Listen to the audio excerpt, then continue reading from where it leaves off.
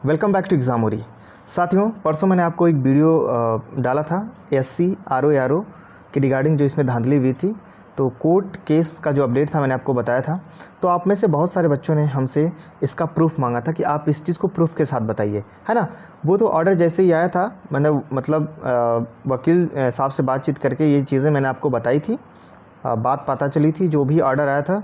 तो वो चीज़ मैंने आपको वहाँ पे मौखिक रूप से बता दिया था कि ये चीज़ ऑर्डर में आज हुआ है।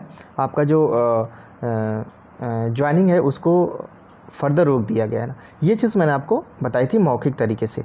लेकिन आप में से बहुत सारे बच्चों ने कहा कि नहीं, इसका आप प्रूफ दीजिए। तो मैंने आपको अब कैसे बताऊं कि ऑर्डर देखिए जब भी आता है तो उसको ऑर्डर फाइनली जो PS वगैरह होते हैं कोर्ट में, APS वगैरह, ये लोग ऑर्डर को टाइप करके उसको फाइनली वो सबमिट करते हैं। तो ये करने में थोड़ा सा टाइम लगता है, कभी कभी उसी दिन नहीं हो पाता है, नेक्स्ट डे वो लोग कर देते, तो थोड़ा विलम्ब हो जाता है ना, तो ऑर्डर आने में थोड़ा सा टाइम लग जाता है। तो आज इस वीडियो में मैं आपको पूरा का पूरा प्रूफ दिखाऊँगा। ये पूरा का पूरा ऑर्डर है जब से केस चल रहा है। ये पूरा का जो भी सारे केस आपको सबको पता है कि ये मर्ज हो चुके हैं, है ना। तो ये पूरा शुरू से लेके लास्ट तक आपका जो भी ऑर्डर में क्या क्या बहस हुई, क्या क्या सारी चीज़ें हैं, क्या क्या पॉइंट रखे गए हैं NTA की तरफ से और आप जो पिटिशनर्स हैं ना इनके तरफ से, है ना। तो ये सारा कुछ PDF में है। आप भी इस PDF को पढ़ लीजिएगा। मैं इसको कमेंट सेक्शन में पिन कर दूंगा, है ना। तो इस PDF को आप पढ़ लीजिए या फिर मैं टेलीग्राम चैनल पे इसका डाल दूंगा PDF। वहाँ पे आप टेलीग्राम चैनल डिस्क्रिप्शन बॉक्स में लिंक होगा, वहाँ से आप ज्वाइन करके वहाँ से इसको पढ़ सकते हैं। पूरा का पूरा PDF आप देख सकते हैं। मैं आपको यहाँ से शुरू से दिखा दूँ। ये देखिए कोड नंबर 33, है ना, आप देख सकते हैं। रीट नंबर ये 43, 50, ये सारा चीज़ है, आप देख सकते हैं। पिटिशनर देखिए ये सारी रीट हैं जो यहाँ पे मर्ज हो चुकी हैं ना। मैं आपको एक एक करके स्क्रॉल करके ले जा रहा हूँ। देखिए आप सब लोग, है ना। चलिए अब आप अच्छा एडवोकेट का आपको नाम दिखा दो। देखिए इसमें एक दुर्वेश कुमार जी हैं एडवोकेट, है ना। यहाँ पे आप देख सकते हैं।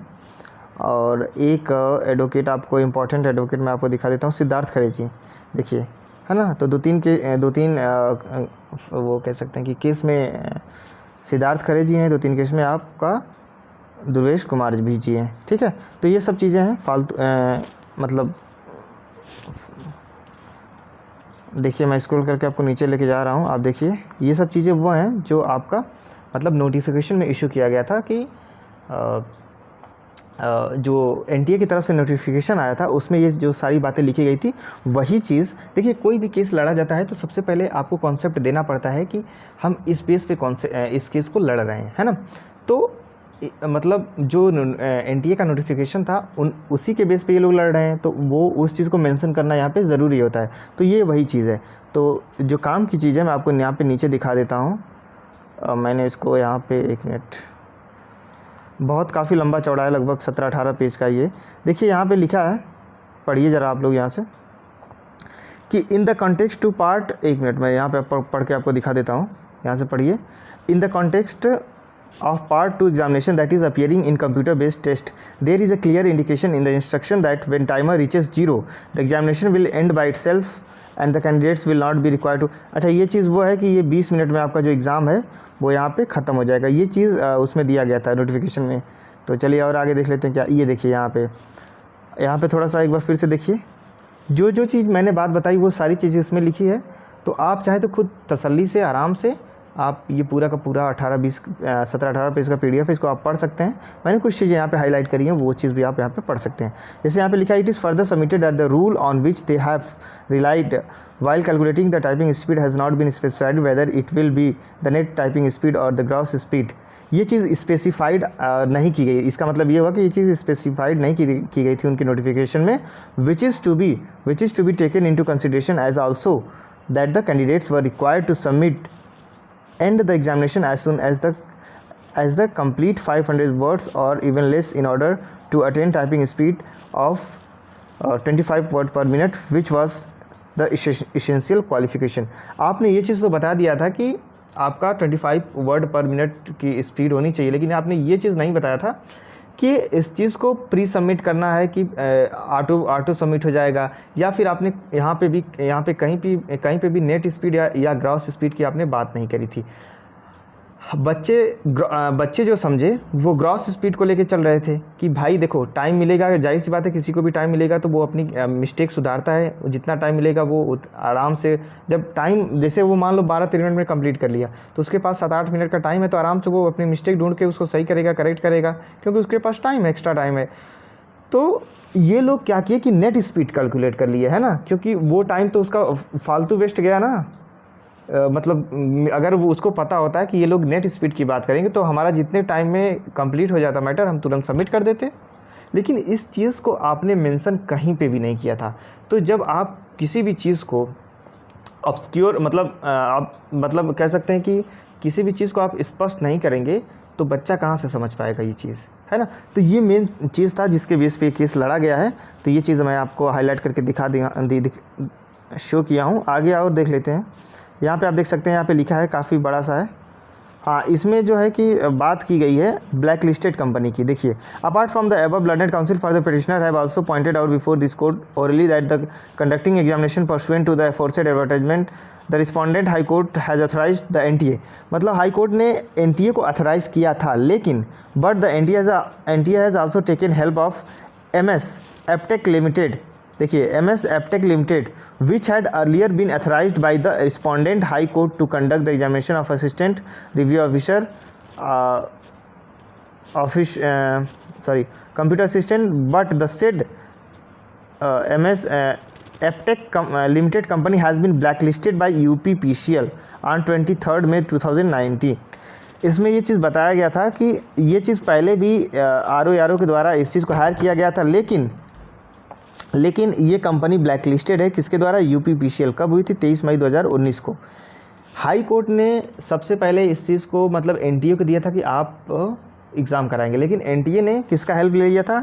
इस एप्टेक कंपनी का, और ये ऑलरेडी बैंड थी। तो ये बैंड कंपनी का आपने हेल्प क्यों लिया? ये भी एक बड़ा सा पॉइंट है। तो इसके बेसिस पे भी ये चीज़ लड़ा गया है। तो ये चीज़ आगे यहाँ पे आगे दी गई है, आप यहाँ पे पढ़ सकते हैं, है ना।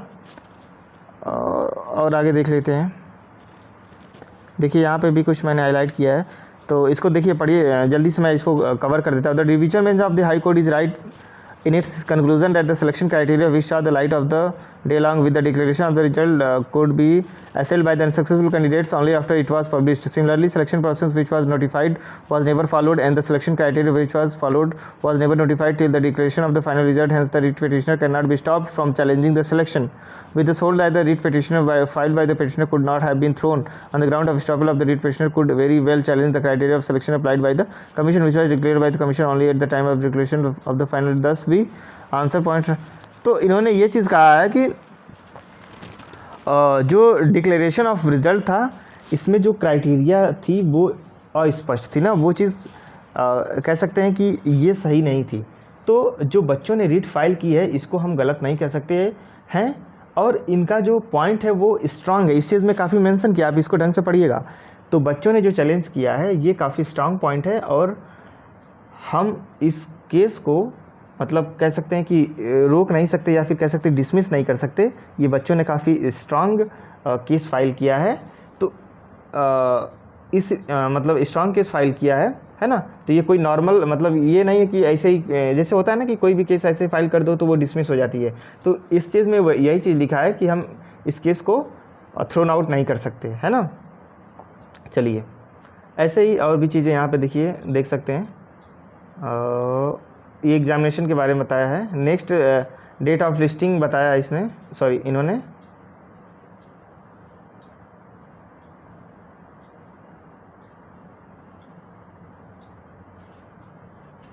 अब देखिए, इसमें लिखा है, मैं इसको एक बार और पढ़ के, till the next date of listing no appointment letter shall be issued. देखिए, काफ़ी इंपॉर्टेंट चीज़ है, कोई भी अपॉइंटमेंट लेटर यहाँ पे इशूड नहीं किया जाएगा। जो चीज़ आप लोग कह रहे थे कि आप जो है कि मौखिक तरीके से बता रहे हैं, इसका क्या प्रूफ है, तो आप देख लीजिए।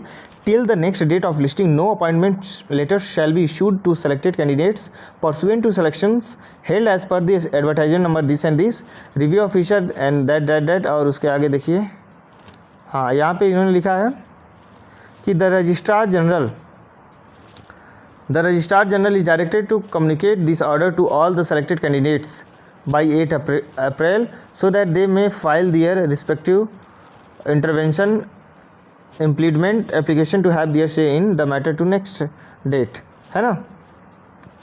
तो ये सारी चीज़ आपकी यहाँ पे है कि आपका ऑर्डर, आपको पता है कि यहाँ पे अब जो बच्चे सेलेक्ट हुए थे इनका ज्वाइनिंग लेटर इनको डिस्पैच नहीं किया जाएगा। ये सारी चीज़ और भी सारी चीज़ इसमें है, आप इसको पूरा डिटेल में पढ़ सकते हैं, है ना। मुझे जितना लगा मैंने आपको इसमें बता दिया, जो जो चीज़ काम का था। आप भी एक बार इसको डिटेल में पढ़ लें तो सारी चीज़ आपका क्लियर हो जाएगी, शुरू से लेकर अंत तक इस पूरी की पूरी बहस में अब तक क्या चीज़ें निकल के सामने आई हैं, है ना। अगर आपको इंग्लिश में ये चीज़ नहीं, बहुत सारे बच्चों को इंग्लिश में नहीं समझ में आती है, तो आप इसको गूगल ट्रांसलेटर की मदद से आप इसको ट्रांसलेट भी कर सकते हैं। अब ये चीज़ मुझे बताने की ज़रूरत नहीं, आप कैसे ट्रांसलेट करेंगे, बहुत सारे एप्लीकेशन आते हैं उसके थ्रू आप यहाँ पे ट्रांसलेट इसको कर सकते हैं। आई होप कि आपको अब इसका प्रूफ मिल गया होगा और आपको सारी चीज़ें यहाँ पे क्लियर हो गई होंगी कि इस जो पूरी की पूरी यहाँ पे ये जो केस चल रहा था इसमें क्या क्या चीज़ें अभी तक हुई हैं। और इसका अभी तक जो लेटेस्ट अपडेट था मैंने आपको दे दिया, वो 2-3 दिन पहले ही दे दिया था, लेकिन अब ये रिटर्न में आपको बता दिया, रिटर्न में आपको दे दिया हूँ। देखिए यहाँ पे डिजिटली, खैर ये सब छोड़िए, है ना। तो रिटर्न में आपको ये सारी चीज़ें, मतलब जो फाइनल जो जजमेंट ऑर्डर होता है एक तरीके से कह सकते हैं, तो अभी तक का जो जजमेंट था इसका ऑर्डर आपको मैंने यहाँ पे दिखा दिया है, ये ऑफिशियल ऑर्डर है ना। तो आई होप कि आपको ये डाउट क्लियर हो गया होगा। तो आप लोग उम्मीद मत खोइए, बस साथ दीजिए, है ना। कुछ सबूत इकट्ठा अगर मतलब जो एडवोकेट लोग हैं उनको कुछ सबूत चाहिए तो उसमें आप लोग हेल्प करिए ना। बहुत सारे बच्चों को सबूत मांगा जा रहा है कि जो लोग मतलब जिनकी टाइपिंग कम है और उनका सिलेक्शन हो गया है, तो इस टाइप से मतलब वहाँ पे ग्रॉस और नेट स्पीड को लेके कुछ है, तो इस चीज़ को आप लोग मदद कीजिए। जिनका भी जो भी सिलेक्टेड बच्चे अगर उनका स्कोर कार्ड आपके पास हो तो आप लोग वहाँ पे शेयर कर सकते हैं। तो ये सारी चीज़ें हैं, है ना, एक सबूत के तौर पे, एक प्रूफ के तौर पे, है ना। इसमें कोई चीज़ फेक नहीं है ना। तो ये सारी चीज़ें थी, मैंने आपको यहाँ पे शो कर दिया कि जो भी ऑफिशियल था। आई होप कि आपको सारी चीज़ें क्लियर हो गई होंगी। और अब तो उम्मीद कर ही सकता हूँ कि आप हमारे इस चैनल को सब्सक्राइब कर सकते हैं, क्योंकि आपको यहाँ पे सबसे पहले और लेटेस्ट अपडेट और जेन्युइन अपडेट आपको मिलता है ना।